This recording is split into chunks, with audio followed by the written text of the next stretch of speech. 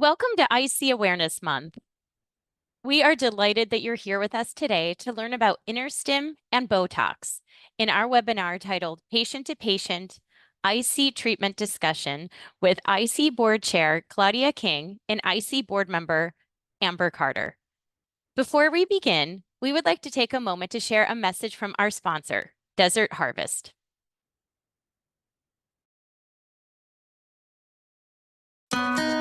Desert Harvest was started in 1993 by my parents for my aunt who had a debilitating bladder disorder called interstitial cystitis. My aunt and my mother picked up a random bottle of aloe vera with all of the negative components, but she took the entire bottle and slept through the entire night, which is unheard of for an IC patient.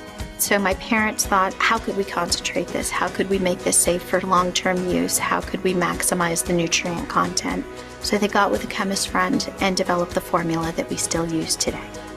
Desert Harvest is unique to other aloe vera products out there on the market. We follow it all the way from field all the way to bottle. We specifically choose volcanic soil because of the high nutrient content, as well as the harvesting methods in which we are harvesting and process within 20 minutes of harvest, because within 6 hours, all of the nutrients are dead in an aloe vera plant. It takes roughly 89 leaves to make one bottle of our 180 capsule super strength aloe veras. Desert Harvest is 100% natural, organic, non-GMO, and vegan. So that same aloe vera goes into every single one of our Desert Harvest products, whether it's our skincare or nutritional supplements, because it's going to act as a carrier for nutrients to make them more bioavailable. It's going to help make ingredients more systemic and long-lasting, and it's also going to be an anti-inflammatory and analgesic naturally in every single one of our products. The great thing about our Desert Harvest aloe vera is the people that we get to help. We have people call us that are suicidal, that are at their wit's end, and we have the opportunity to help those people, to make a difference, to change their lives with our products. And it fulfills every single day that we get to come to work. At Desert Harvest, we are constantly innovating and creating new ideas and new products to meet our consumers' needs. We hope that you'll become part of our Desert Harvest family. We are here to listen, answer questions, and provide guidance. And we hope that you'll give us a call at 800-222-3901 or visit us on our website at desertharvest.com. Thank you, Desert Harvest, for being a platinum sponsor for IC Awareness Month. Please note this session is being recorded. If you are on camera today, your video will be included in the recording. We will have a Q&A session following brief introductions. Please feel free to go ahead and post your questions in the chat. You may also use the raise hand feature in Zoom. You would then need to be able to unmute yourself, at which point you can ask your question verbally. If you aren't speaking, please be sure to stay muted. Claudia and Amber will answer as many questions as they can during the webinar. And finally, please complete the post-webinar survey. You can find a link to the survey in the chat. It's time to get started. So without further ado, please welcome Claudia and Amber. Good afternoon, everyone, or good morning still, depending on where you're at. I am Claudia King, and I'm the board chair of the ICA. I have been with the ICA for about 4 years now, and I've been an IC patient since 2005. I've had the InterStim since 2007, and I've had it replaced a few times because you do have to have it replaced when the battery dies if you don't have a rechargeable unit. So if you have any questions about any of that, we can certainly get to it. We're also going to talk about Botox, as you know, and then if you have any questions about things like hydrodistensions or any other common treatments, we can definitely try to answer those. But we do want to focus more so on InterStim and Botox because those are two treatments that are becoming more common and that people often have a lot of questions about. So I'm going to pass it to Amber quickly so she can tell us a little bit about her Botox experience. Hey everyone, I am so glad that you're here. I have been an IC patient since 2005, and I have been doing Botox treatments since 2007. And I am really excited to share with all of you what I have experienced doing the Botox treatments, what it actually encompasses. I feel like there's a lot of information and misinformation about what the actual IC Botox injections entail. So I am really happy to be here. I'm glad to see all of you, and I look forward to answering all of your questions. Thanks, Amber. So for the inner stem, I just want to talk very briefly about it commonly, and then we'll start with the questions that we have already. And as Jenlene said, feel free to throw questions in the chat as we go along as well. So the inner stem is typically meant for people who have extreme frequency or, on the flip side, extreme retention. It's not meant to be a pain management device. Some people do experience a reduction in pain from it because their other symptoms are improved, but it's not used specifically for pain. So I want you guys to keep that in mind.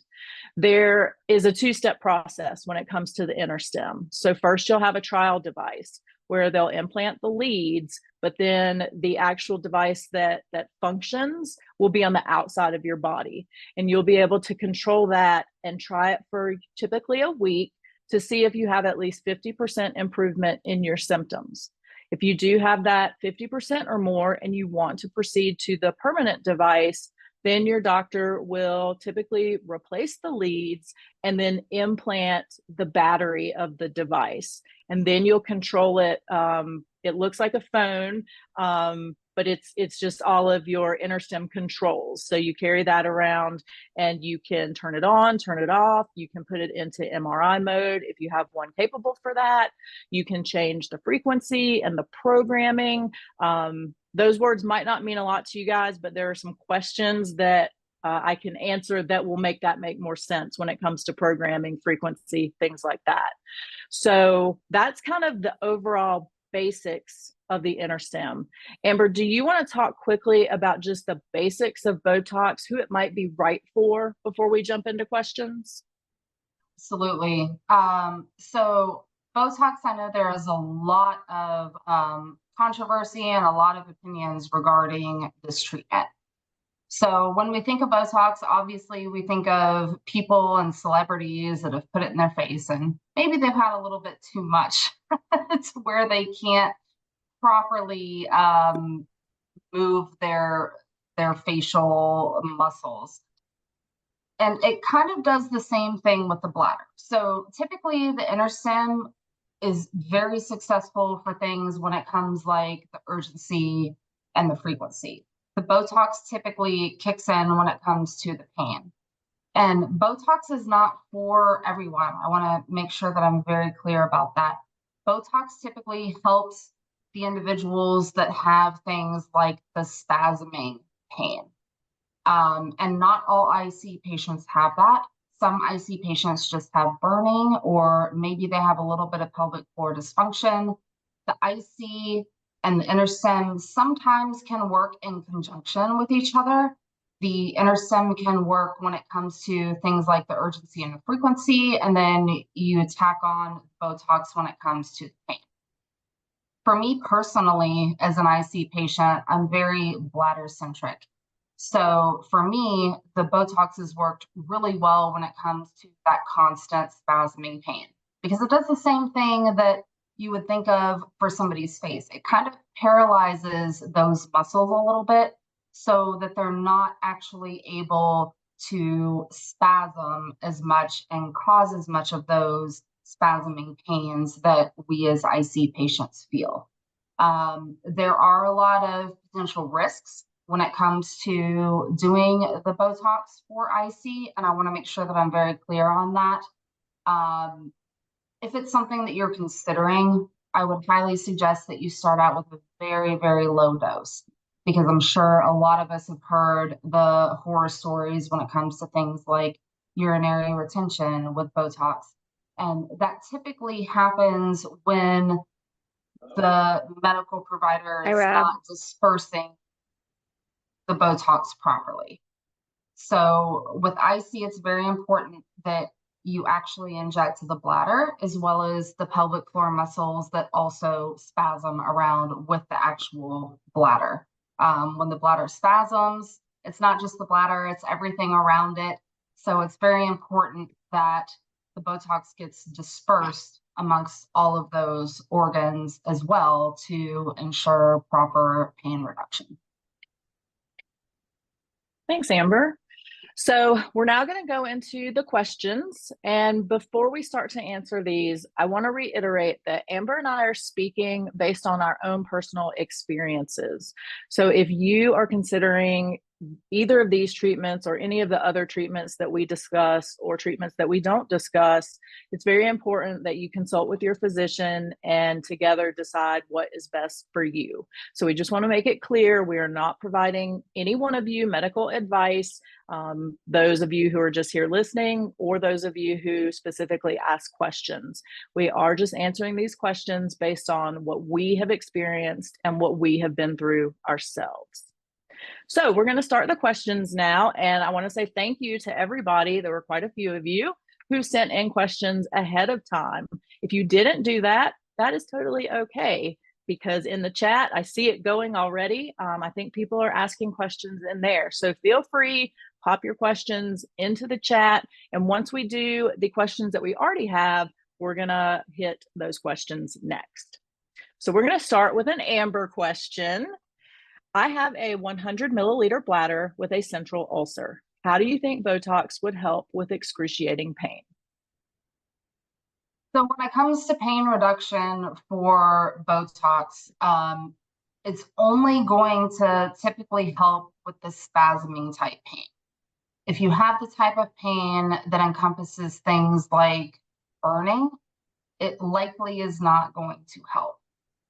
So unfortunately, a 100 milliliter bladder is a very low capacity, but it would be worth speaking with your provider to see if something like bladder Botox and a hydrodistension might end up helping you pain-wise.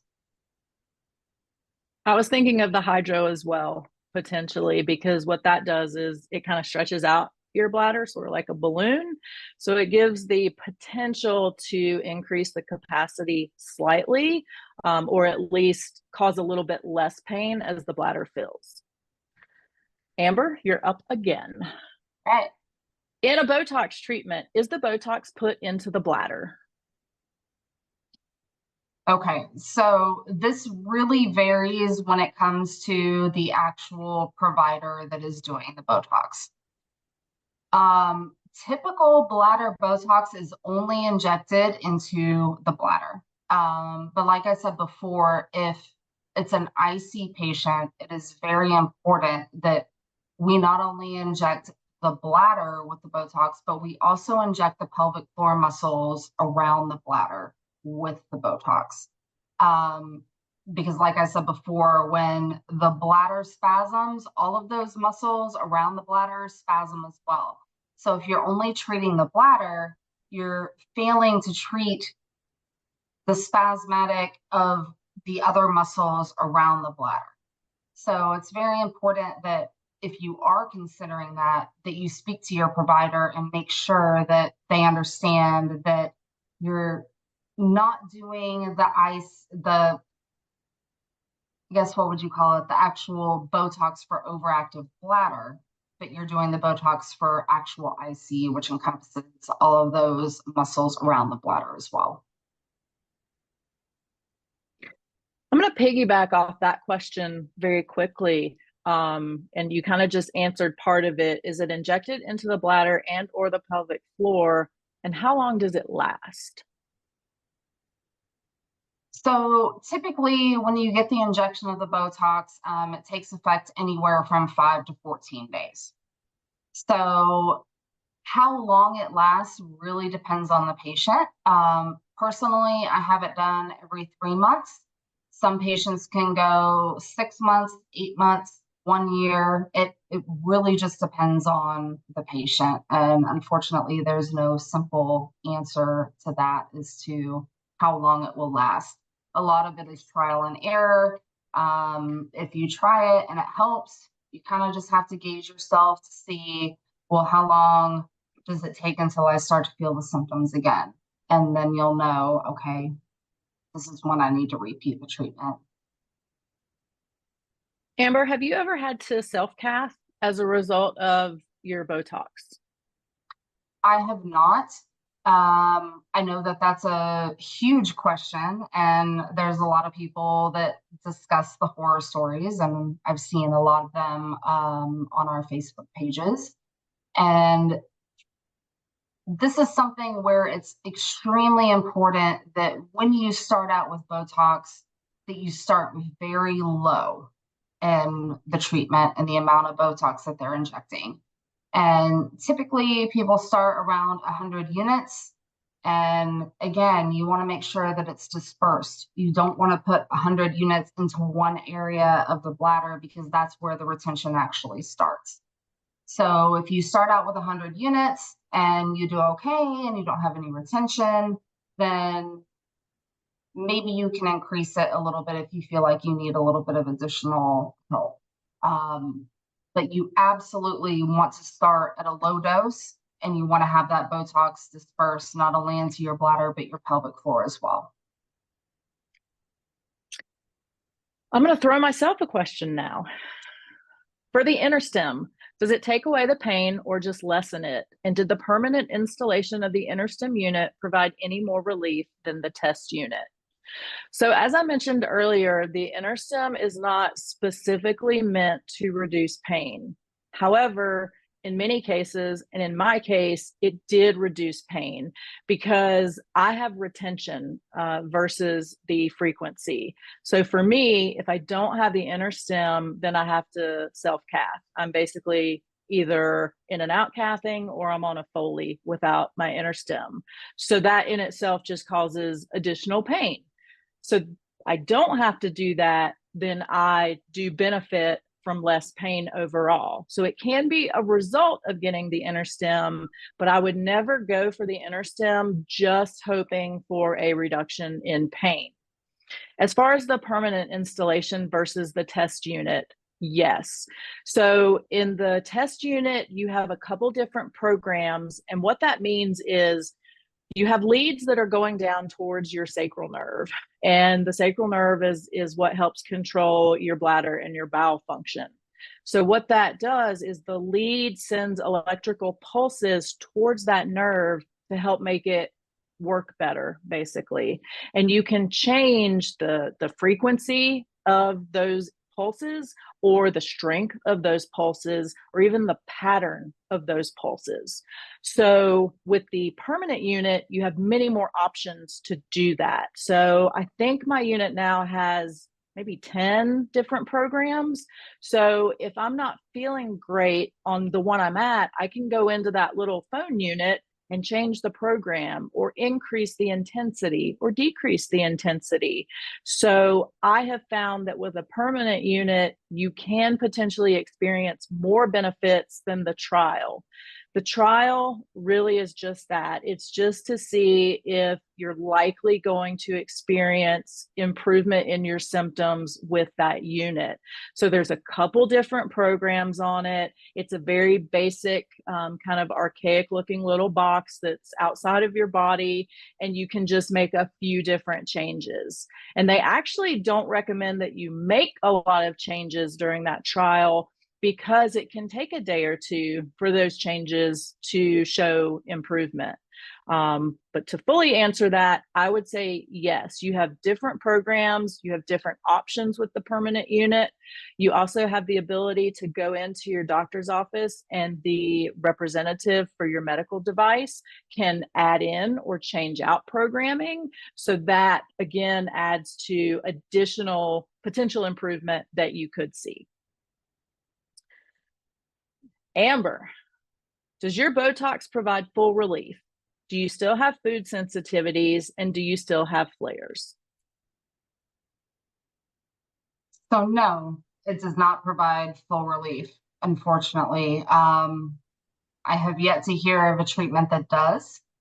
If you find one, please let me know. I am not personally diet sensitive. a lot of IC patients are. I personally am not. I suffer from the spasming pain, which I saw somebody had asked about this, and it's sort of like a feeling where you kind of feel like a knife is being pushed up into your bladder, I guess would be the best way to describe it. So the Botox kind of helps with that type of pain. It lessens it a little bit. I do still have flares frequently. I wish I could say that it was the end all be all treatment for myself, but unfortunately it was not. But it does lessen the pain, it lessens the frequency, and it lessens the urgency. So this person had the same questions regarding InterStim, and I'm kind of going to echo Amber's response. Unfortunately, it does not provide full relief. I do have other treatments that I currently do, including medication and hydrodistensions. I also have a bladder sling and some gel at my bladder neck. I also don't have a ton of food sensitivities anymore. So I did used to. I used to not be able to have any caffeine at all. That would literally send me to the hospital. Any kind of acidic things were really problematic for me. So tomatoes, tomato sauce, kind of the common things that you hear about. So now that I have the InterStim, and since I moved from sea level to a really significant elevation, those sensitivities have diminished pretty significantly. So I can have caffeine now, and I'm much less sensitive to acid. So I can eat tomato sauce and things like that. But if I do have too much, that will cause me to have a problem. So grapefruit juice, things like that are still problematic for me if I have more than a couple sips. And I also do still have flares, unfortunately. I would say they're probably fewer and far between than they were before. And again, as I mentioned, I would be having a Foley catheter if I did not have the InterStim. I literally can't go to the bathroom. So that's definitely an improvement.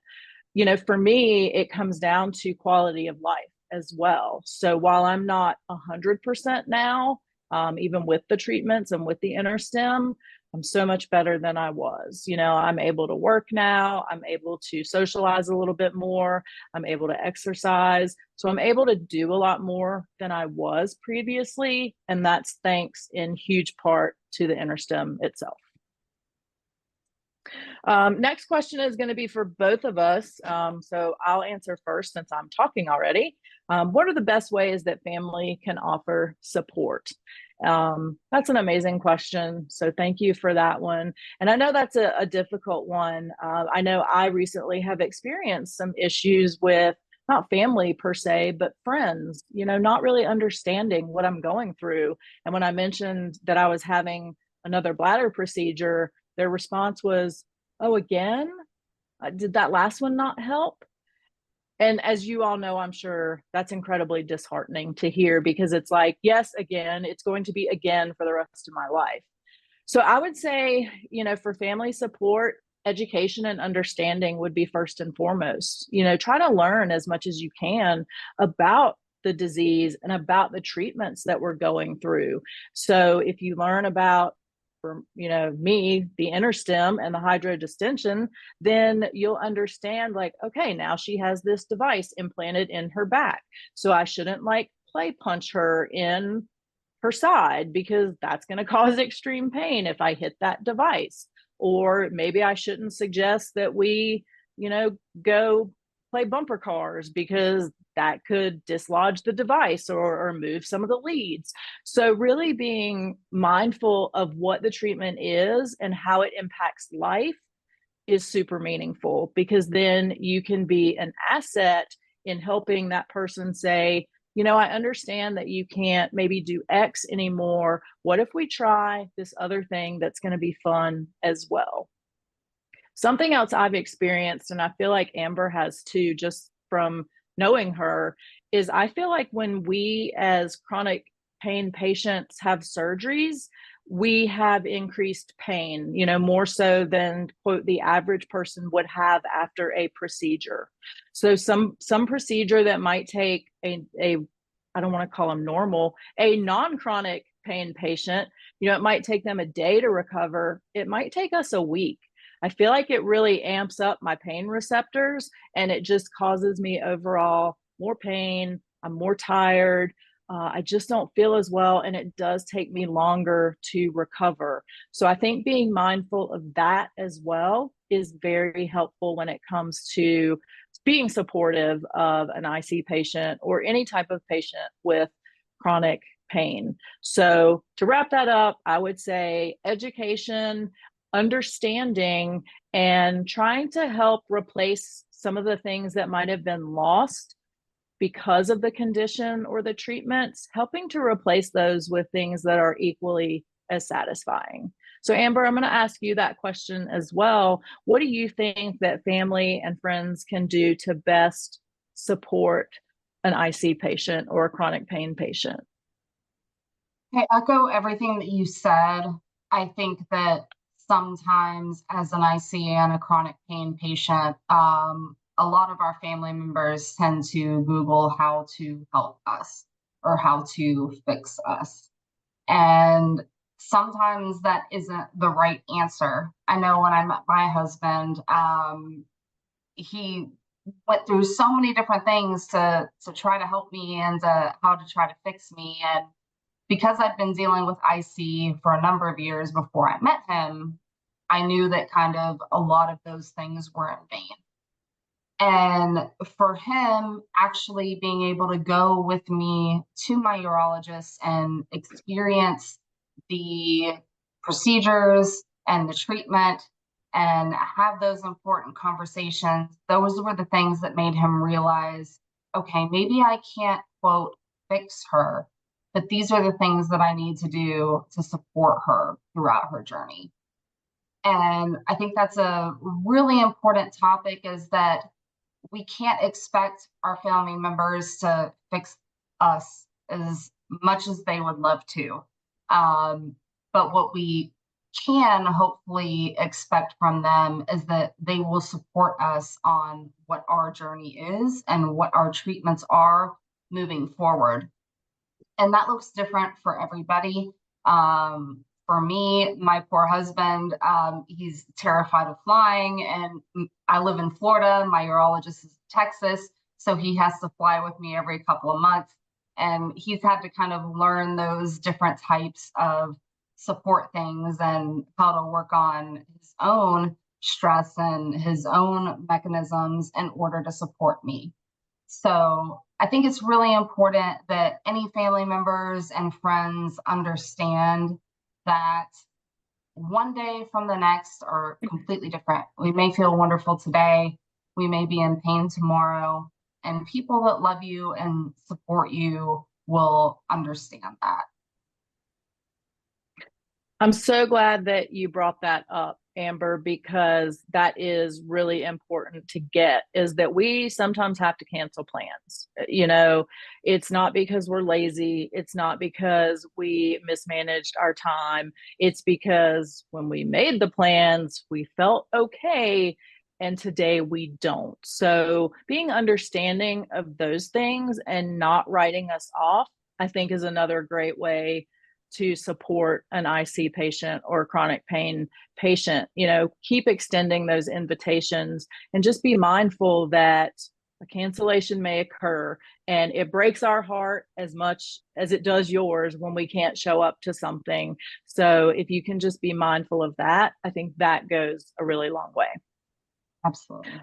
Okay, this next one is a long one, so bear with me, but it's a good one. I've been dealing with IC for over 7 months now, and I've been miserable. I finally had the sacral nerve stimulator, which is the InterStim, trial and permanent implant on August 15th and August 29th. I'm just shy of 2 weeks post-op. The urgency, frequency, and leaking are much better. However, I'm still having almost daily flares. My IC is super sensitive to food, drink, stress, and physicalness, such as exercise and sexual, and pain. I'll flare from flaring. Don't we all hear that? I've been on a strict IC diet for a good 6+ months, and I'll still eat something that sets me off. My question is, do I need to just give it more time yet? Or is this what it's going to be like every time I hit a flare? My Axonics doctor, which is her device rep, told me basically I'll still get the flares and to do my best just to get through it. The hope is to have more good days than bad and less days flaring. I haven't been able to find anything other than pain medicine either to help while in the flare.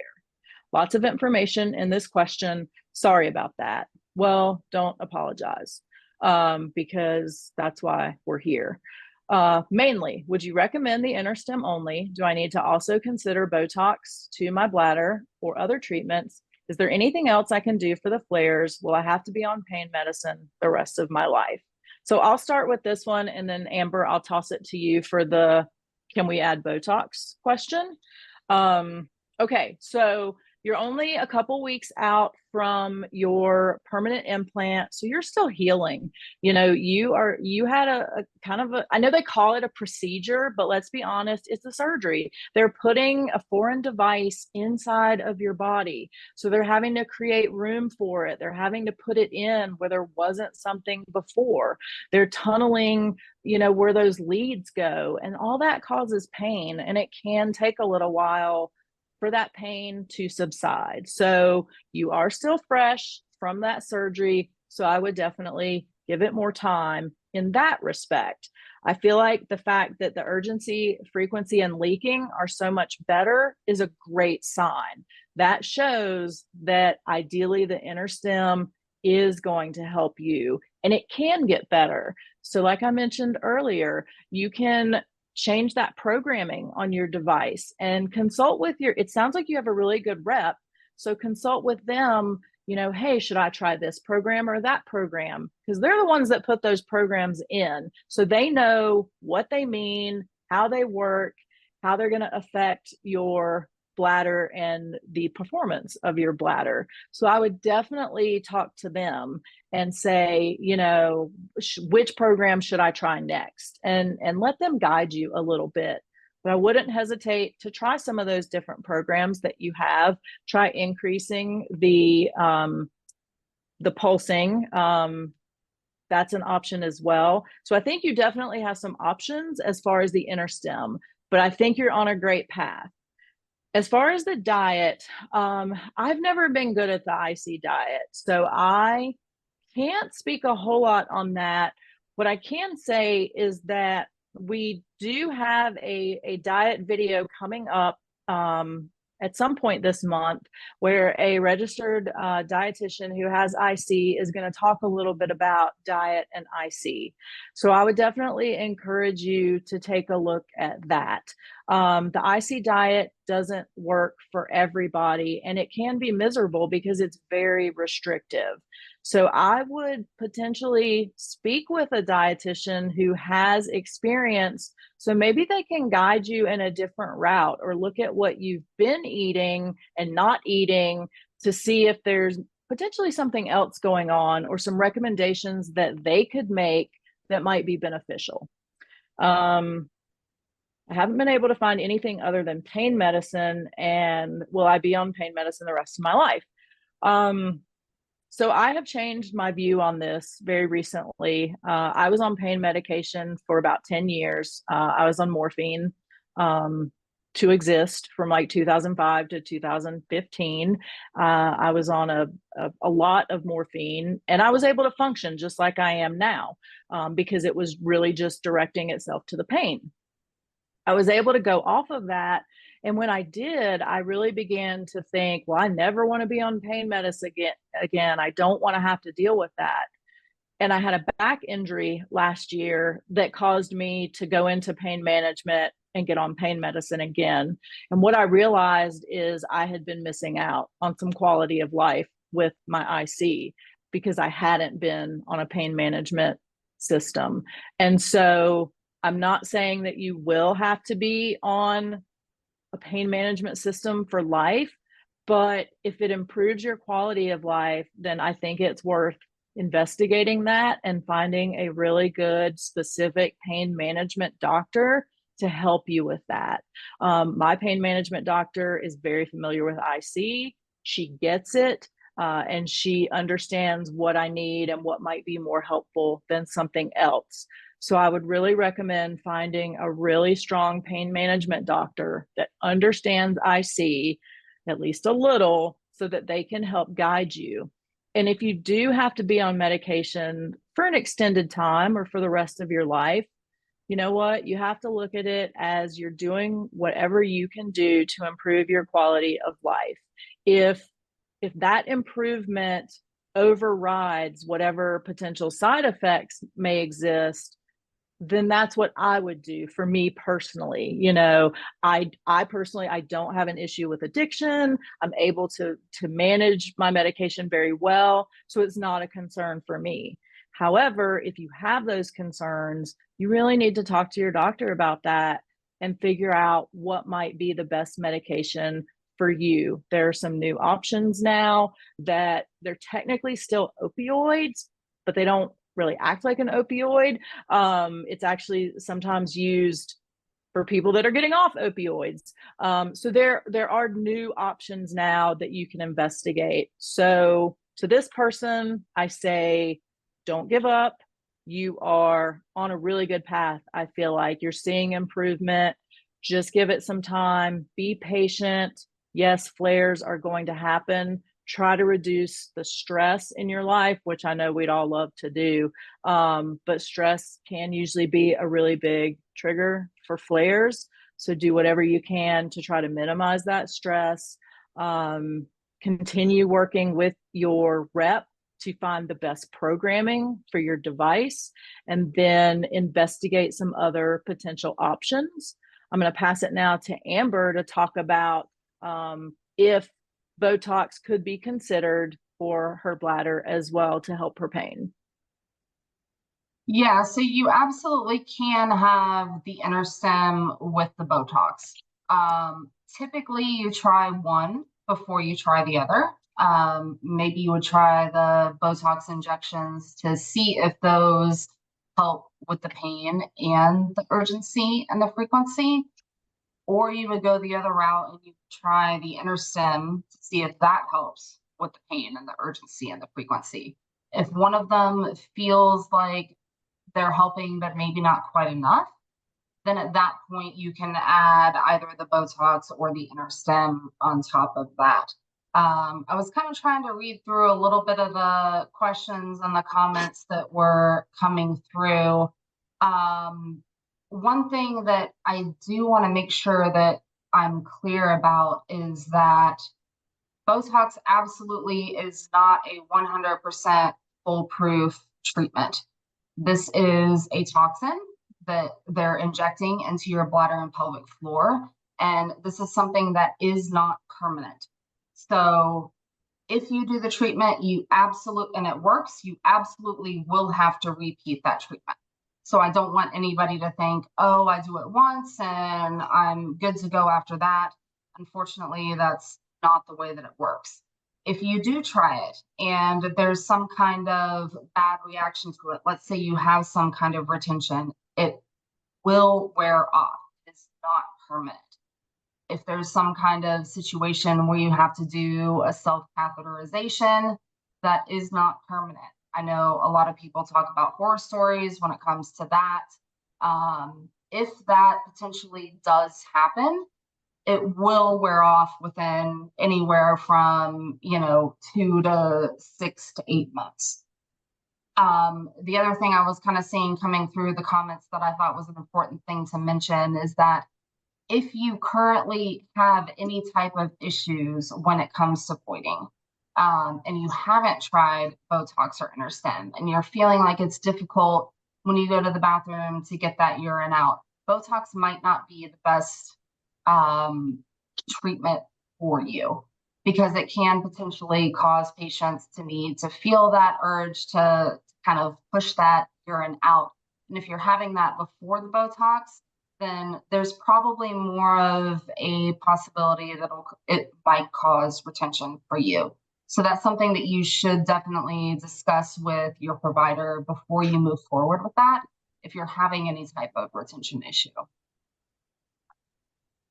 I want to say quickly to Jill, who is on our ICA Medical Advisory Council. Thank you so much. So if you guys notice, Jill is so active in the chat. She is answering so many of your questions. Thank you so much, Jill, because this lady knows what she's talking about. Okay. She gets it. So I really appreciate you hopping in there and giving some information.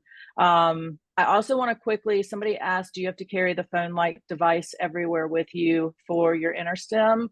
Okay, technically you're supposed to. I'm terrible at it. I take it when I travel, so that I have it like when I fly or I'm out of town. Other than that, honestly, it sits on my nightstand. Don't listen to me. You should carry it everywhere.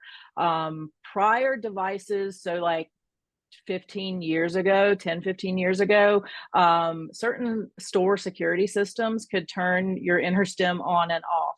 So there were certain stores I would go into, and when I came out, my InterStim would actually be off.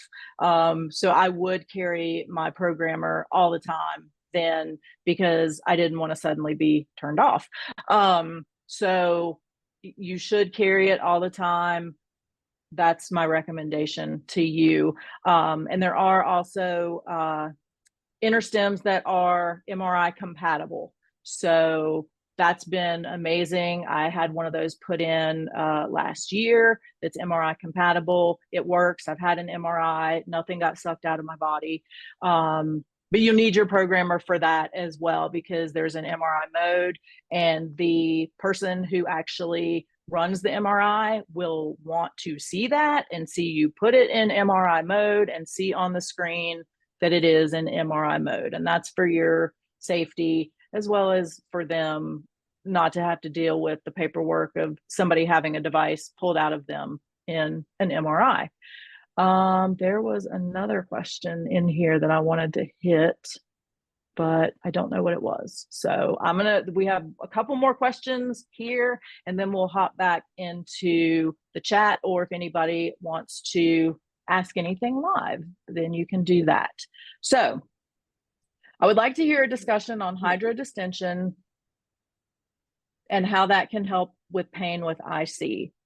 So I'll speak from my personal experience, and then I'll pass it to Amber as well, because she gets hydrodistensions also.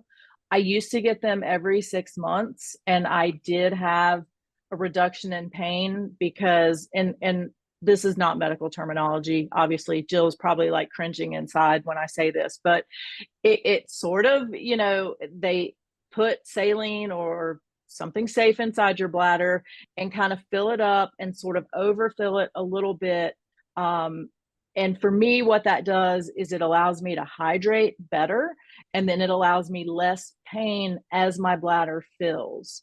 But what I noticed is when I stopped getting them, I can't drink more than like 12 or 14 ounces of liquid in a day without having severe bladder pain. And that's when I realized, because Amber picks on me all the time about not hydrating. And I was like, but I can't, like, it hurts. And then I realized I need another hydro. So I just had one like a month ago. So for me, it's about getting them regularly. One and done is not going to help me. I think it is typically something that is done on a more regular basis for a lot of patients, and that's how they see some more of the success and the ongoing success. Amber, I would love to hear your thoughts on the hydrodistension. Yeah, so I know that there's a little bit of controversy going around about hydrodistensions. A lot of urologists believe in it, and a lot of urologists kind of feel like it's a bit barbaric. So I'm only speaking to my own experience and how I feel about it. Part of the problem when it comes to IC bladders is the patients that have things like the urinary frequency and the urgency. When we go to use the restroom and we void, and there's not a lot of actual liquid in our bladders, then eventually over time the bladder starts to shrink. and then you potentially can end up in what they call stage IC. So I know that I personally have the cystoscopy and hydrodistension done every 3 to 4 months when they actually do the Botox procedures. So when they're going in to do the Botox procedures, they're going in with the hydrodistension and they're stretching the bladder. I have noticed, unfortunately, over the last about 2 years, that somehow my bladder has still continued to shrink when it comes to capacity. In fact, I just had my procedure done about 2 weeks ago, and my bladder capacity under anesthesia with the hydrodistension was about 500 milliliters when it should be somewhere around 1,000 to 1,200. So I think personally that it's important for those IC patients that have the constant urinary frequency and urgency to occasionally get those hydrodistensions so that they can stretch the bladder and we don't end up in a position where you have an extremely low bladder capacity and you don't want it to get to that point where it's so bad and it can't be stretched back to a at least somewhat normal capacity for an IC patient. Now, as to if it helps with pain, I don't know.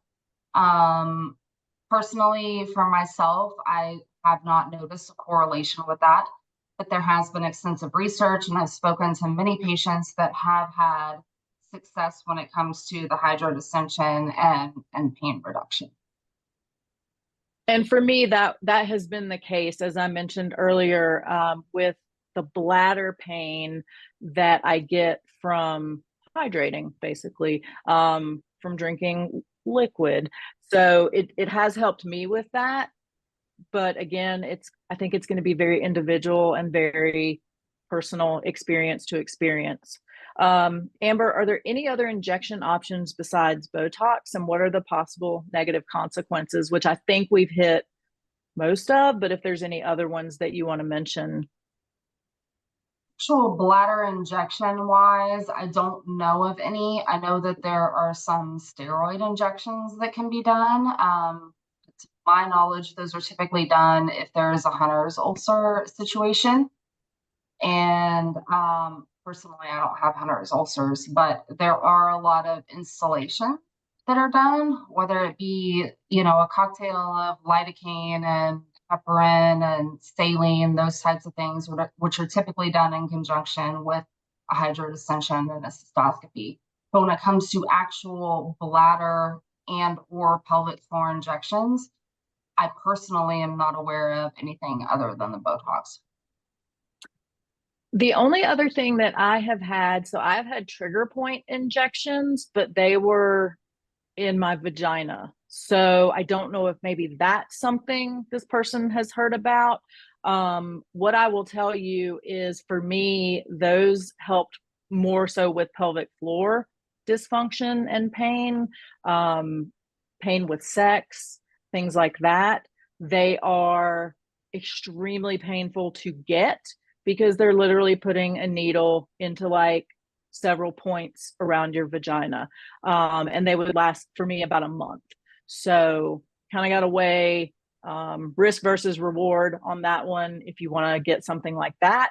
And then the only other injection I'm familiar with would be like the filler that I mentioned earlier, but that's more for stress urinary incontinence or leakage. So it's basically a filler, much like Botox originated for your face. It's similar to the filler that you get in your face, but it lasts a lot longer. But it's filler that they can inject around the bladder neck to help with stress incontinence. So I'm not sure if that might be something that this person heard about.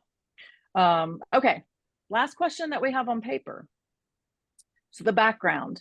I'm a 74-year-old woman who has had IC since having my first cystoscopy, which caused a serious UTI, and 2 bouts with bladder tumors that needed to be removed.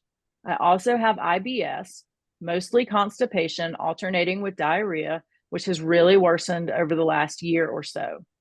I see a pelvic floor therapist weekly, and she has identified trigger points I also get monthly installations. My insurance will not pay for them more often since there was a shortage of heparin. I usually wake up in pain at least twice a night and have trouble even emptying my bladder. My question: I have recently found a new young female urologist who is progressive. She says I may be a candidate for an injection, but I don't think it is for Botox. Maybe it is a steroid.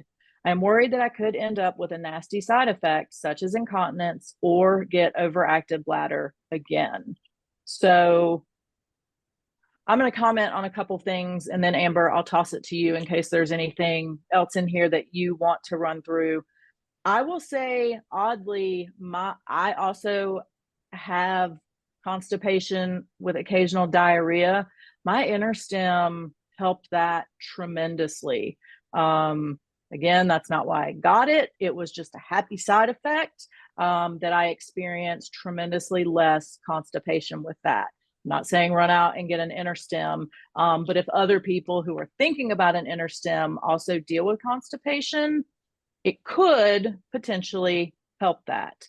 As far as the installations, so I used to do installations daily and we did them at home. And I say we because my husband actually did them.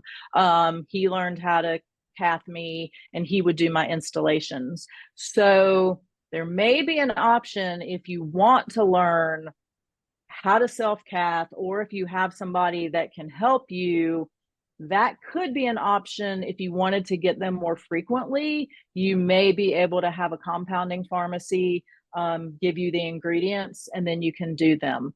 It's a lot more, detail, and obviously then you're like a little chemist mixing everything yourself in the bathroom. You then do have an increased risk of infection because you are putting a catheter in and out, which is always an infection risk. So I don't know that that's the way you want to go. I just wanted to point that out. You also mentioned trigger points. So that could be something that trigger point injections could work with, might be something that you want to mention. I'm happy, though, that you have a young female urologist who is progressive. And the reason I'm happy with that is we see a lot of our IC doctors are getting a little older, and there aren't as many new ones that want to know about it. So anytime I hear about a new or younger urologist who's into IC, it makes me very happy. So I'm glad about that, and I hope that more will follow along. Amber, is there anything you want to add to this person's questions and, possibly an injection, but she doesn't think it's for Botox?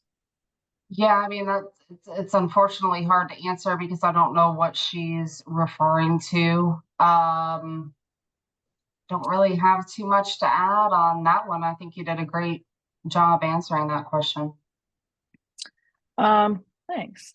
So these are all the questions that we had written. We're going to hop in the chat now, and I remembered the one that I wanted to answer. So while Jenlene gets ready to either ask questions from the chat, or if you guys want to raise your little virtual hand or your real hand, whatever, but your virtual hand, she will see quicker. Somebody asked about a pain management doctor and could we recommend one? I don't know where you're located, so if that person wants to pop back in the chat and tell us where you are, then one of us may be able to make that recommendation. Again, any recommendations that we make are purely from our own experiences. We have no doctors that pay us or ask us to recommend them. Only people who we have seen personally or are very familiar with would we recommend. And again, that's only based on our own personal experiences. So, Jenlene, I'm going to pass it to you if you want to hit any of the chat questions. And we would love to hear some of your amazing voices and see your lovely faces. So anybody that wants to ask a question live, please feel free. And we are willing to go over the hour, just so you guys know. So if you guys have questions, we will not leave until they're answered, unless it turns to like midnight and then we just have to go. But we don't have to leave in 5 minutes, so we will continue to answer questions. Okay, great. I saw that Dr. Peters-Gee wanted to say some some stuff. So if you'd like to take yourself off mute, that would be great. Thank Thank you. you. Thank you, Jenlene. Excellent job, Claudia and Amber. So just so everyone knows, I'm a urologist. I'm retired, but I've been doing InterStim since 1997 when they first were FDA approved, and we've been doing Botox for well over 20 years. Botox came out years ago specifically for people with spinal cord injuries and MS. That was the first studies that were done. Over the years, it got FDA approved for overactive bladder. The bladder is kind of like a big balloon. And when we started doing Botox for IC, we were doing it the same way we would for overactive bladder, which is to inject about 20 little shots all throughout the bladder muscle to try to paralyze the muscle so they wouldn't spasm, wouldn't have urgency. That's where you can get into the retention. There's been two clinical trials over the past several years, one still going on, specifically for IC patients. One was very cool, and it was basically we would put a liquid Botox into the bladder to coat the bladder with the Botox so there were no shots. And the chance of retention was much less because we weren't putting it into the muscle. It was really just coating the bladder to try to get the nerves, the sensory nerves. So Botox is neurotoxic, meaning it kills nerve endings. If it kills the nerve endings to the muscle can't squeeze. Hence, you get rid of your wrinkles next to your eyes, and the bladder, doesn't have spasms. But it's also neurotoxic to sensory nerves, the nerves that give you the feelings of pain or that just constant naggy urge. And that's really the nerve endings that you want to get with the IC patients because you don't want to necessarily paralyze the bladder because oftentimes you have trouble urinating already. You want to get the nerve endings that are causing the pain. So the current clinical trial is actually looking at doing Botox just at the very bottom of the bladder, what's called the trigone. And that's where all the nerve endings come in to give you the sensations, not all around the bladder, the top and the bottom. It's really not focusing on the muscles as much as it is the nerve endings that give you feeling. And in that study, there has not been as much retention.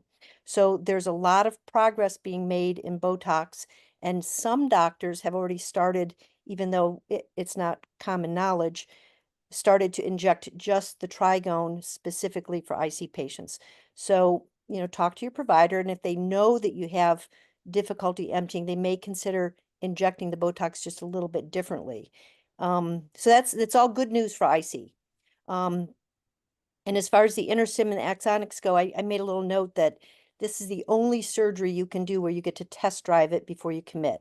So if you have frequency, urgency, retention, hesitancy, difficulty going, you can do and you get the electrode placed just as Claudia mentioned, and you give it a test drive for 1 or 2 weeks, and you see, do you empty better? Do you have less frequency? Are you getting up less at night? Is your capacity better? Do you like the way it feels? You get to see what it feels like. And if it's all positive, at least a 50% improvement, then you get the implant placed. If it doesn't do anything for you, you just get the wire taken out and you tried it and it didn't work. So it's kind of a cool thing that you get to test drive a surgery because you can't do that in many other surgeries. So I just my 2 cents from having done both and how we choose patients for the two different choices. The hydrodistension question, about 40% of people get relief from a hydrodistension. Almost everyone feels worse right afterwards. We have no idea why it works or how it works. My thinking is that all the mast cells, when you hydrodistend them, it's like this flood of, it looks like you have hives inside your bladder most of the time. And those mast cells are just dumping all their histamine. So it's almost like you start with a clean slate. And so you feel worse right afterwards because of that dump of histamine, but then for 40%, you feel better. And it's just a matter of time until you start kind of having symptoms again. And those patients that are in that 40% that respond, they'll come back a year or two later and say, I need another hydrodistension because it's one of the things that makes them feel better. And the patients will tell you if they're in that group or not. So those are my 2 cents that I wanted to add. That was worth you. way more than 2 cents. Okay. Thank you so much. Thank you. You guys are doing a great job. Thank you. Thanks. We appreciate all of that insight. So I'm going to go through the chat, and I know some of these may have been answered. So I'm going to look to Claudia and Amber to just kind of, skim over those. So we have a bunch of them, so I'm going to get started. So first one is, for the methods you were speaking about, what degree of success have you had when the main problem is intense bladder burning pain? So for me, gosh, because I do have bladder pain. I mean, I would say part of it was the hydro, is helping that. This is crazy, but an over-the-counter treatment that I have found to be super helpful for some basic symptoms like burning and urgency is Cystex, not the cranberry one. Everybody always goes to the cranberry, not always good for icy bladders. But there is a Cystex that's in a white box with red writing, and it has been a godsend for me. I literally, if I go into like a Walgreens and see it, I buy all the boxes that they have. So for me, that's an easy treatment that has helped me. For other burning, it would be the hydro, and then I'm gonna pass it to Amber because I'm thinking maybe the Botox. The Botox typically is not used for the burning, but it can actually help a little bit with the burning. I do still unfortunately suffer from burning. I have tried the specs that Claudia uses, and unfortunately it does not work as well for me. So I tend to use prescription Proteum or Azo when I'm having that really bad bladder burning pain. Okay, thank you. Next question. I've heard that IC patients who have had Botox feel very uncomfortable because they have trouble urinating. They have to really push hard to urinate. Okay, And, so yeah, and the next one is I've heard horror stories about retention with Botox. yeah, so I'm gonna kind of go back to what I touched on before. Botox is something you have to be very, very careful with, and like Dr. Jill said, you have to disperse it. You can't just go in and say, "Hey, I'm gonna inject this much into the bladder" and not expect retention. So currently, I'm getting 400 units, which is a lot.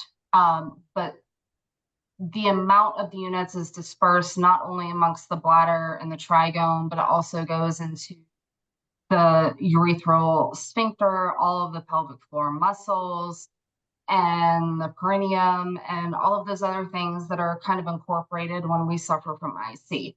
So it's very important that your doctor looks at the Botox injections differently than when they may potentially look at them for overactive bladder, because it does need to be a little bit different. And you always, always want to start out. I mean, you're talking anywhere from 75 to 100 units of Botox. You don't want to jump into a very high amount because that's where the actual urinary retention kind of comes into play. And if retention is something that you're already suffering from, it might not be the best option for you. Or if you do want to try it, then you may want to even reduce that first amount to even lower, maybe something like 50 to 75 actual units of Botox before you move forward. You can always increase it if you feel like you're getting relief, and moving forward, they can increase the actual dosage of the Botox, but it's more difficult to go backwards. And unfortunately, a lot of those horror stories that we see on Facebook are people that maybe had urinary retention before they had the Botox, or possibly the Botox was not dispersed the way that it should be. This is something that you really want to go to a provider that understands Botox and what they're doing, versus somebody that is kind of thinking, hey, let's try it out and see what happens. Amber, Yes. what questions would you recommend asking? So if you go see a doctor and they recommend Botox, are there specific questions that you would recommend asking them to make sure that's the right doctor for you to do the Botox? Yeah, and I think kind of the main question that I have seen that the providers are asking is, what type of pain are you having? Are you having burning? Are you having frequency where you have that pain where your bladder is filling? Or are you having spasming pain? I think spasming pain is the best indicator that Botox might be a possible treatment that would help you. If it's somebody that's just constantly, they're going to the bathroom, but it's burning and that's it, Botox probably isn't the answer. But if it's somebody that's laying in bed and, they go to the bathroom and afterwards they're feeling this constant, like, stabbing knife pressure kind of their bladder, then those are the types of pain that the Botox will help. It's unfortunately not going to help just burning situation. It's not going to help just a typical urgency situation unless they're doing the trigger points for overactive bladder. So those are the things that they really need to talk with their provider about, and the provider needs to genuinely understand what type of pain the patient is having. Okay, thank you. I'm going to jump to one that says, I had 100 units of Botox, which is most common. I didn't have much success. Should I consider trying 200 units? Also, not sure how great my provider was with it. It was very painful. I was completely awake. Okay. So I personally would not recommend having Botox for IC injections done without anesthesia. It can be done. A lot of times providers will do Botox for overactive bladder in office. When it comes to IC patients, that sort of changes things a little bit because we have so much inflammation, so much pain when it comes to things like the urethra and actually having that catheter that goes into the bladder. My personal provider does not do the Botox injections for IC without anesthesia. So that is something that I would recommend. If they offer it to you to do it awake in office, I would ask if doing it under anesthesia is an option. It's typically not full-blown like intubation anesthesia. It's sort of more like a lighter type anesthesia, similar to something like colonoscopy. So that's something I would definitely talk to your provider about. If you have tried the 100 units and maybe you felt like that was something that helped you, but maybe it didn't help the extent that you were looking for, then it might be something worth talking to your provider about and saying, okay, well, maybe we can increase it a little bit. Maybe we do 150 units, but we disperse it into these different areas where I'm having the pain and moving forward in that way. Thanks. There's another question. It says, does Botox work for burning only? My bladder doesn't really hurt. Typically, it will not help for the actual burning sensation, unfortunately, because there's so many muscles within our pelvic floor. A lot of times it's hard to actually discern where we're getting the pain from. But for actual burning, typically, no, it's not going to help that. Okay. I'm going to pop back up. There was a question that was asked. It says, what is the best treatment for pain? And I know we kind of touched on a little bit of that.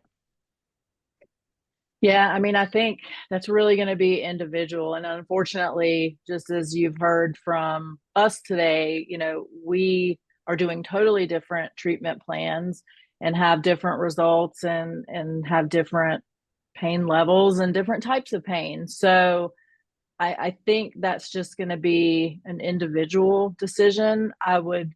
Me personally, and I think most physicians, you want to start with the least invasive process, before, you just jump to, well, let's do an interstim, let's do Botox, let's cut your bladder out, like whatever.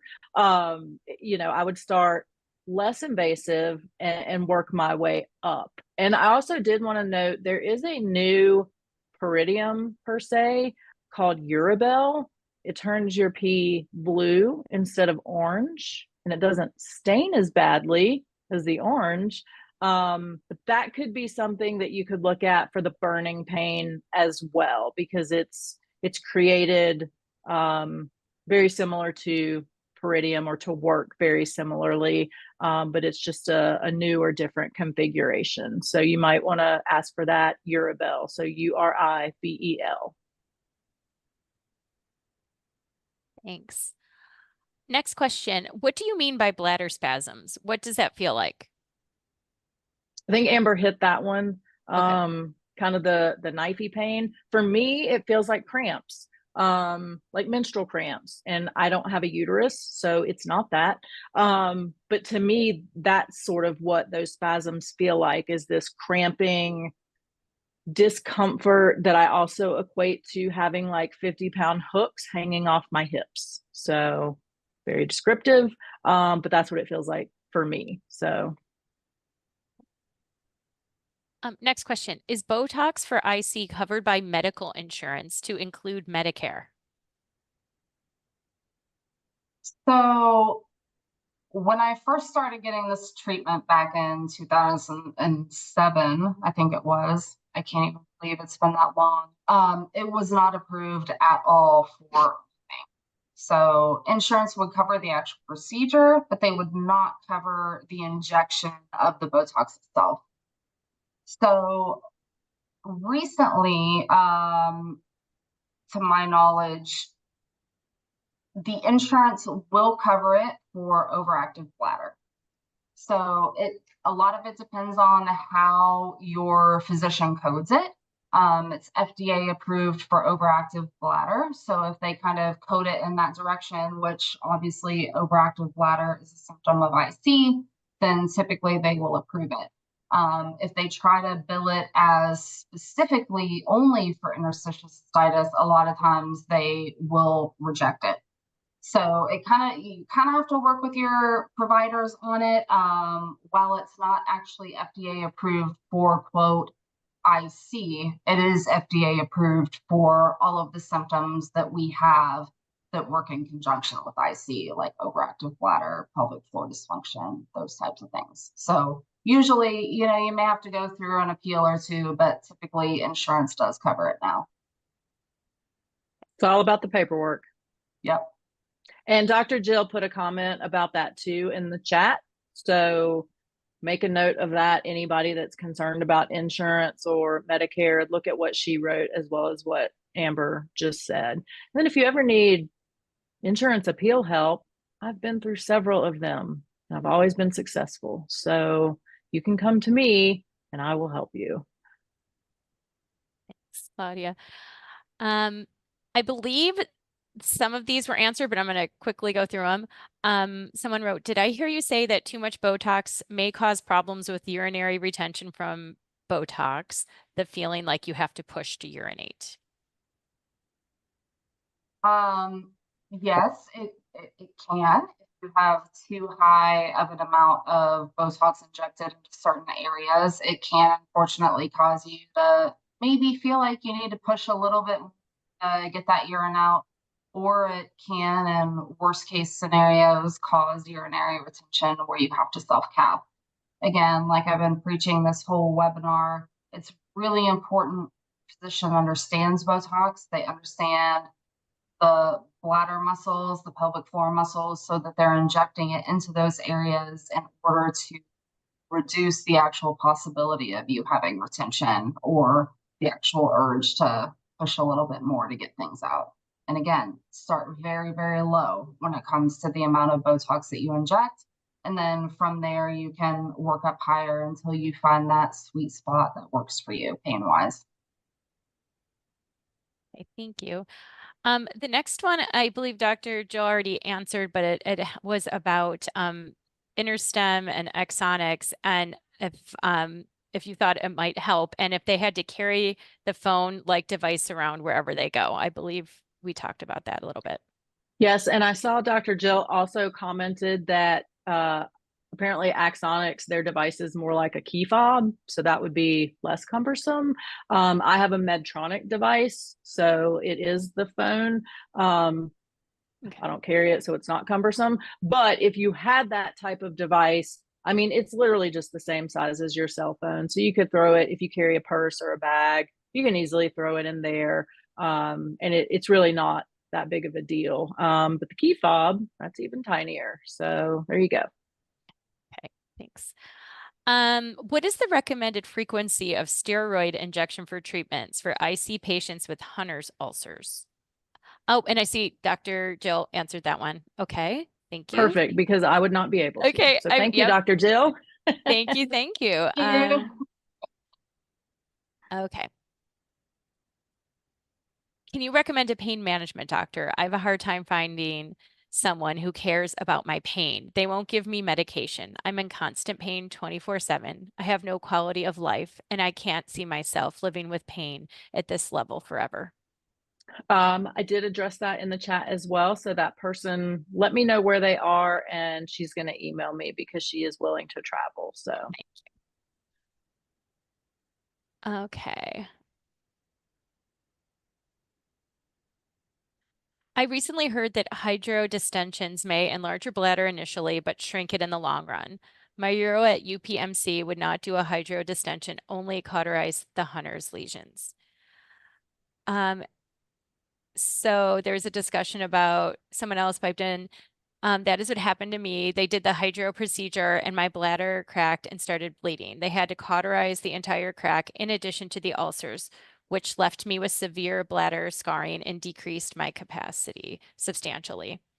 I feel like Dr. Jill is typing right now. Okay. Potentially. Yeah. Yep. Yep. She is responding Jill, to you that. want to take this one? Yeah. I think she's going to respond in the chat. But if you Okay. would rather talk through it, Dr. Jill, you certainly can. Yeah, I think that'd be a great one for you, Jill. Okay, so one of the problems when you constantly feel like you have to urinate, and you do, you're going night and day, is the bladder does shrink down and it becomes much smaller. One of the good things is many times over time, you can stretch that bladder back out to a more normal size. But when you've been going all the time and your bladder's small and you go in for hydrodistension, there's really three things that you see. You see glomerularizations, which are these little red spots, or like someone's kind of poked you in the eye. You see fissures or cracks, and then you see ulcers, Hunner's ulcers or Hunner's lesions. And sometimes when you get one of those cracks, you do have to cauterize it. Now, we cauterize the bladder when you have a bladder biopsy, when you have a bladder tumor, for lots of other reasons. And the cauterization they've shown in clinical trials, even when they've gone back to people who have Hunner's lesions, who've had repeated fulgurations and steroid injections, there's no significant decrease in capacity over time. Now, having IC and urinating frequently can decrease your capacity over time. So it's not necessarily the cauterization that made the bladder get smaller, it's just the disease itself or how frequently you're going that makes it shrink. One of the things that we didn't talk about is bladder retraining. And so once you find something, whatever it is, a supplement, a medication, a hydrodistension, a InterStim, a Botox that helps your symptoms, and you feel like you don't have quite as much symptoms, what you want to do is you want to start trying to consciously just slowly stretch the bladder back out a little bit, because that will keep you from getting that tiny little bladder that can only hold, 100 or 200 cc's or less.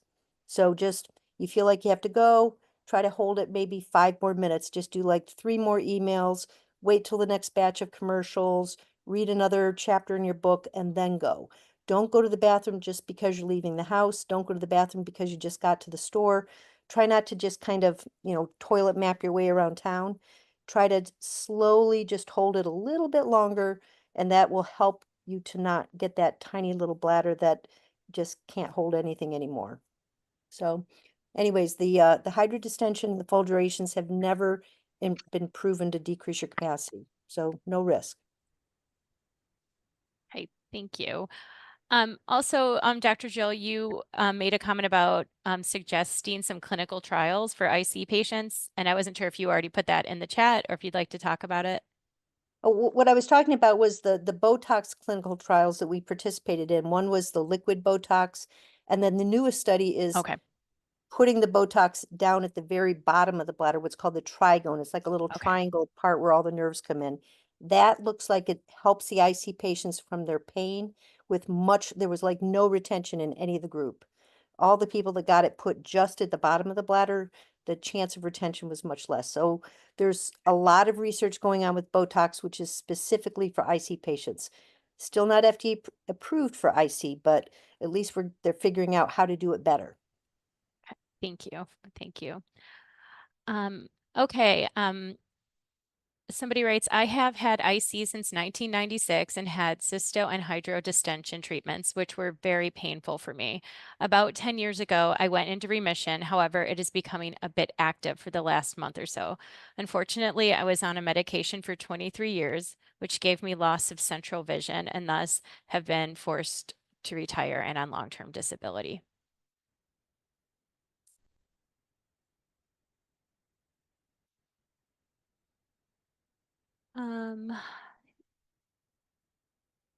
Okay, and I'm going on here. Somebody else wrote, would pre-leaf help a bit? It could. Pre-leaf basically is meant to reduce the acidity level in food or drink. So if that is something that causes a flare or causes you to have pain, then it could help. You know, it's not going to help if you just have bladder pain. Taking pre-leaf isn't going to help that, most likely. But yes, if it can help if you're eating or drinking things that are acidic and that situation is painful for you, then yes.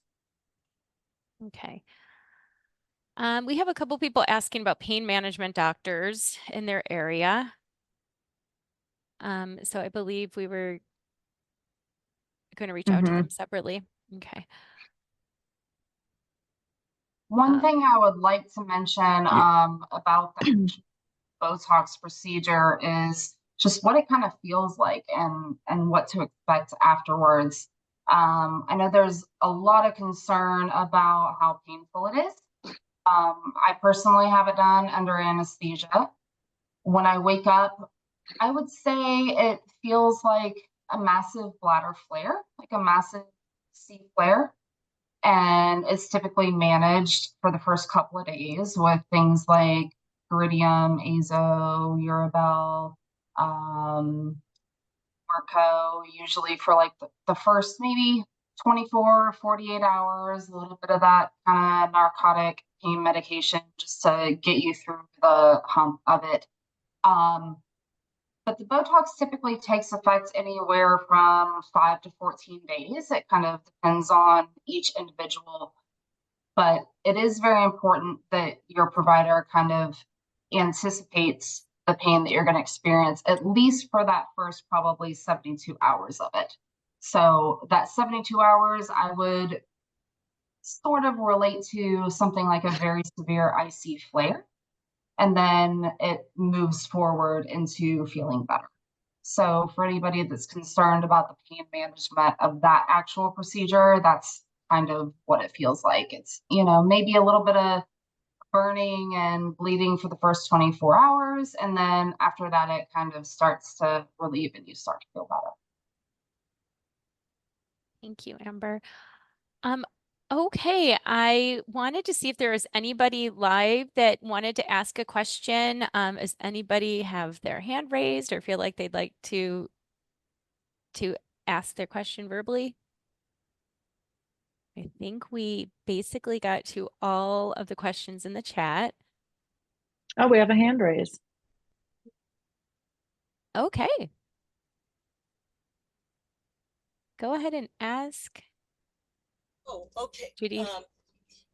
I think you might have answered this already, but I'm going to pursue the axonics treatment, and I have what drives my frequency and urgency is pain. And what the pain does is I'm really kind of embarrassed to share this, but it makes me want to.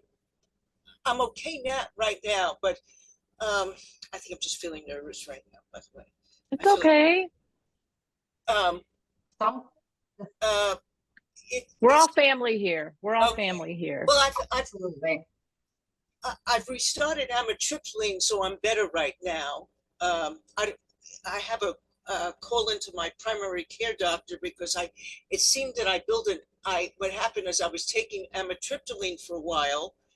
I was taking it in November, and then I would say around June, it seemed like I might have built tolerance to the amitriptyline because my bladder became painful again. So then I stopped the amitriptyline and I restarted it, and it seems now it's working now. But I have a call into my PCP is to see if there's some way I could take the amitriptyline so that it continues to help. But the issue that I have is when my bladder is very uncomfortable, I have to urinate every few seconds. It's that bad that I wear, again, I am embarrassed. I feel like I'm on television sharing this with the universe, but it's that bad that I wear Depends and pads. And I just go in the underwear because otherwise I'd have to carry a toilet around with me. And I'm doing that every few seconds. And it's uncomfortable. And I'm wearing wet pants. It's horrible. And I'm hoping, because I don't know how long the amitriptyline is going to help me. I feel like I'm on borrowed time. I'm hoping that Axonics could help somewhat. Axonics is, I'm asking, bringing it up because it's similar to the Interstem. I've been told that it can help with icy pain. Anyway, I'm just kind of hoping that helps. Anyway, Well, I think we're going to lean on Dr. Jill for some of this since she's here, but I would like to say, first off, thank you so much for sharing with us, and thank you for being vulnerable. And it's easy for me to say, please don't be embarrassed, but please don't be embarrassed. And we appreciate you sharing. And I'm sure there's other people sitting in this room right now that have the same situation as you. And I actually did a travel video recently, and something like Depends is something I recommended. You know, if you're going to be traveling and aren't sure where a bathroom is going to be, then it's something that we can lean on just in case. So there's no shame in that. And it's expensive, by the way, too, because I go through a lot of Depends. And right. When it Depends, I'll have to put a pad in the Depends. Right. So yeah, that there's no quality of life in that, or it's very diminished. I would say I would definitely look at the Axonics, or the Interstem, because it can help with the frequency and urgency. And I know you said yours was kind of flip-flopped, like your pain is what's causing that. Yes, right. But it could be something that would help. And so if it sounds like maybe if you could control one, the other will die down, and vice versa. Dr. Jill, can you speak on the amitriptyline? And is it a case where she's just getting a tolerance and could potentially increase her dosage somewhat? Or is that just always going to be a situation where at some point she's going to get to the upper level? What are your thoughts on that? Yeah, whenever something works for you, what I like to do is look at how does that medicine work? So amitriptyline has three effects. It has a little bit of a bladder muscle relaxing property, what we call an anticholinergic. It has an effect on the nerve endings to kind of turn the volume down, and it has an antihistamine component. So amitriptyline works really well because it covers three different bases. Now, it may just be one of those things that's helping you. So say it's the antispasmodic part that's relaxing your bladder and keeping it from saying, gotta go, gotta go, gotta go. Okay. So that could be what's helping it. It could be it's turning the nerve endings down so that the pain is better. So you can start pulling it apart. If it's the pain, you can use something like Neurontin, which is that one component of amitriptyline, to just focus on the pain. If it's the antihistamine part of the antihistamine or of the amitriptyline, some people will do better with just an antihistamine. Some people, if it's the antispasmodic part, you could try something like Myrbetriq, which is just the antispasmodic. I've tried those things that you're suggesting. Is Neurontin the same as gabapentin? Yep. Didn't work. So only the amitriptyline has helped. Only the amitriptyline. I've tried. So it may be you need all three. So yes. the Axonics is just like the InterStim. It's the same basic neuromodulation. And the beauty of that is when you have that amount of frequency that like you literally would have to carry a toilet around and Yeah. you and I tell people when they're traveling, just get a pamper and put it in your pants. And if you can't, if you have to go, you're sitting in a dentist chair, you can just pee into a diaper. There's nothing wrong with that. And a lot of people do it. They just don't talk about it that much. So you're not alone, I can tell you. Um, but the axonics, they'll put the wire in and they'll send you home and they'll have you do a diary and you get to test it and see, does it work? Is it helping your symptoms? Do you have that, does it help you with that feeling that you have to go Oh, right now, otherwise the pain's gonna just crescendo? oh, let me just mention something else, and I don't want to monopolize, but so let me know if I'm taking too much, if I'm monopolizing this meeting. You're good. Okay. Another thing that helps, and I only do this if I'm gonna like take a long walk because I don't want to build tolerance. I do take tramadol for pain, Mhm. and the tramadol with the tramadol I don't have to urinate. It has I don't have to keep running to the bathroom or urinating in my Depends because I don't have that pain in my bladder that says go go go. So I don't know if that's any, but that's Yeah. says. So, it sounds like your doctor has you on a path. And I think it sounds like a very reasonable thing that you're going to be testing. And again, you get to test it and see if it helps before you commit to actually having the implant put in, which is one of the beauties of the neuromodulation. The only other thing that we didn't talk about is Botox and InterStim or axonics. They're both forms of what's called neuromodulation, ways that we can fiddle with the nervous system to change the way the bladder is making you feel. And there's another thing called posterior tibial nerve Oh, stimulation, which I've is a tried that little, work. yeah, it's a little like an acupuncture needle that goes into your ankle. And you come in once a week for, about 12 weeks. It's covered by Medicare, covered by most insurances, totally non-invasive, no surgery. And I sometimes call it a baby step towards an InterStim.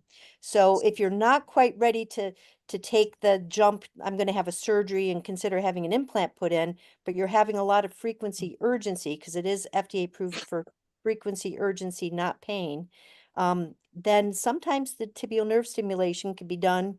And if it really helps, then at least you know that tweaking the nerves the same exact way that the InterStim does, except not quite as directly, it would give you some insight that the InterStim should help you. Well, Okay, because so it's a baby step. but the PTNS didn't help me at all. So does that mean the axonics Nope, will? nope, nope, because the tibial nerve is stimulating the the next door neighbor nerve to the nerve that they stimulate with the axonics is sacral nerve number 3, which goes smack dab to the bladder and the pelvic floor. The bladder and the pelvic floor is sacral nerves 2, 3, and 4. 3 is the one right in the middle. When they're doing the tibial nerve, they're actually stimulating like S1, okay, which is right next door to S2. So it's kind of like the neighboring nerve. And so there's a little tiny bit of overflow into the bladder, but not as good as if you do an InterStim or an axonic. So that's bullseye right to the root. So again, your doctor sounds like he or she is right on track with what they've got planned for you. So good luck. Good luck.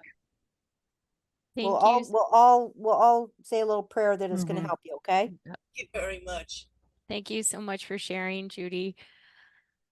Okay, well, Claudia and Amber, thank you so much for being here with us today. This session was so informative. And we also thank you, Dr. Jill. You were so helpful. We appreciate your expertise. And we hope you enjoyed this webinar and learned something new. And if you found this session to be of value, please consider joining us for future webinars and share these opportunities with your community. Also, as you know, it's IC Awareness Month. This September, we have set an ambitious goal to raise $40,000. And thanks to the incredible generosity of the Toth family and SPX Corporation, every dollar you donate will be matched, doubling your impact. So the most effective way you can support us is by making a donation right now. With your gift being doubled, you'll be able to make an even greater difference. We need your help to reach our goal, and every contribution, big or small, fuels our mission. Your generosity directly impacts lives, and together we can make a significant change. So please donate today. It's simple. You can click on the Just Giving link in the chat, and you can also set up a personal fundraiser on behalf of the ICA. If you'd like to share your story, you will inspire others. You can make a big impact. So thank you for your support. This concludes our presentation today. So thank you so much for joining us. Have a great day, everyone. Thank you, everyone. Thank you.